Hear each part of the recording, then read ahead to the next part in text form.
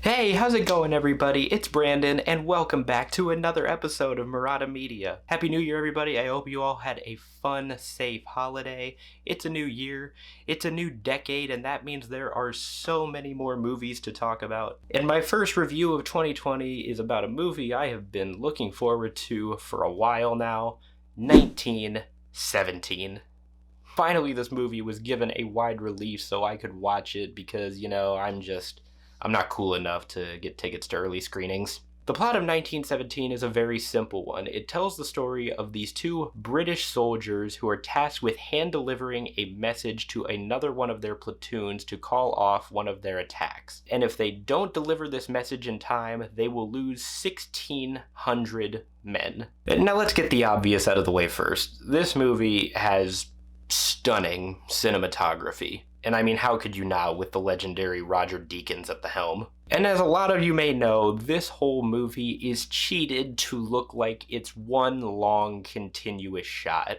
Kind of like Birdman, which came out a few years ago. And this format works so well for a movie of this genre. It never comes off like a gimmick, it feels very authentic. Because it gives the illusion that you are the third soldier that is along for the journey with these other two. Because you are trekking and walking with them. It doesn't cut from one location to the other. They get there when they get there. I mean, the opening shot is both our protagonists sleeping and this guy waking them up saying, "Hey, wake up, the general needs to talk to you." And as a result of this style, you know just as much as they do.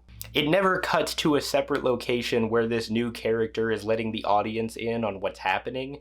You learn everything when our protagonists do. And since we know just as little as information as they do, when they're out on their journey, you also get that sense of danger that they might. Like, there's this scene where both of them are walking and they're coming up on this big open field where there's nowhere to run and there's absolutely nowhere to hide. You're just checking around to see if there's anything that could happen because you just feel like it could all go downhill so fast. And something that I feel is being very overlooked about 1917 is the progression of time. Because since it is one long continuous take, there are certain details that you really need to keep an eye on. And in this case, you really need to keep an eye on the position of the sun. And amazingly enough, the sun actually does move as the journey progresses. And it's details like that that you don't quite think about in the moment, but you just have to appreciate because it showed that the filmmakers really thought about every detail to give you this sense of realism. And since this movie is cheated to look like one shot, the editing has to be very smooth, and the editing in 1917 is exactly that. But if you know anything about filmmaking, there are very obvious times where you're like, oh, there was a cut right there. Whether it be something passing in front of the camera, or if the screen gets dark for just a second, but you can never see the actual cut. You could just tell that that was a moment where they possibly could have cut. I really also can't say enough about this movie's production design, because as they are trekking out in no man's land, the ground is just littered with bodies of dead soldiers,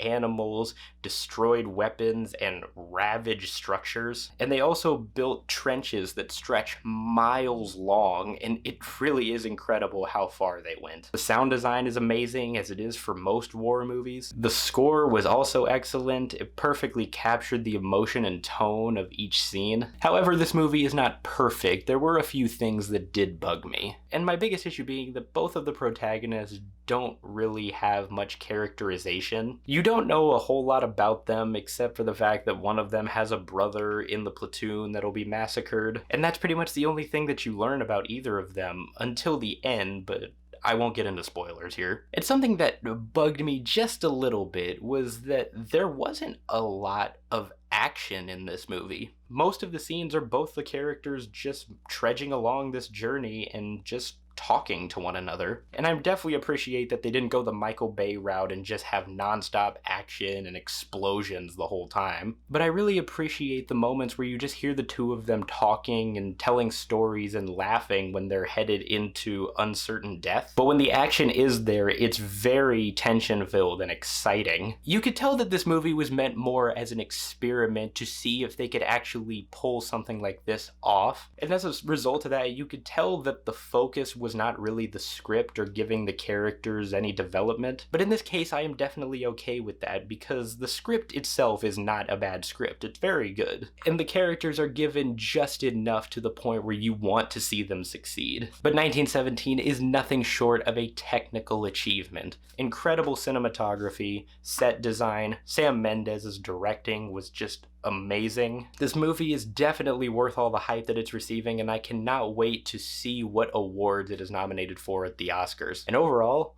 I would give 1917 an 8 out of 10. Well, that's it, guys. That was my review for 1917. Thank you so much for watching.